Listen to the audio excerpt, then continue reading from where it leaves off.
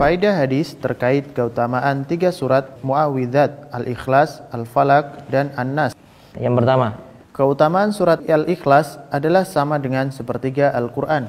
Nah, keutamaan surat Al-Ikhlas itu sama dengan sepertiga Al-Quran.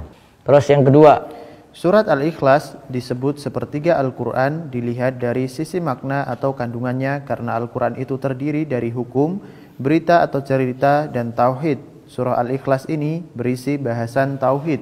Kenapa disebut sepertiga Al-Quran? Di sini jawabannya di poin kedua ini. Karena dalam Al-Quran itu terdiri dari hukum, ada hukum di situ, ada berita atau cerita, kemudian ada pembahasan tauhid. Dan surat Al-Ikhlas khusus membahas yang ketiga, yaitu membahas tauhid saja.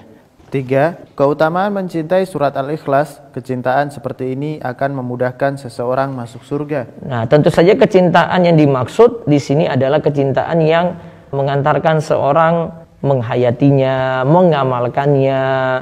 Dia itu bergantung pada Allah. Dia tidak menyamakan Allah dengan makhluk. Terus yang keempat, surat Al-Falaq dan surat An-Nas adalah 2 surat yang terbaik yang diturunkan pada Rasulullah SAW. Surat Al-Falaq dan surat An-Nas adalah 2 surat yang terbaik yang diturunkan kepada Rasulullah SAW.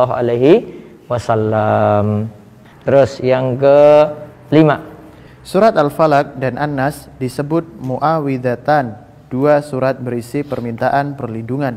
Kalau 2 surat disebut Muawwidzatan atau Muawwidzataini. Namun kalau 3 surat Al-Ikhlas, Al-Falaq, An-Nas disebut Muawwidzat.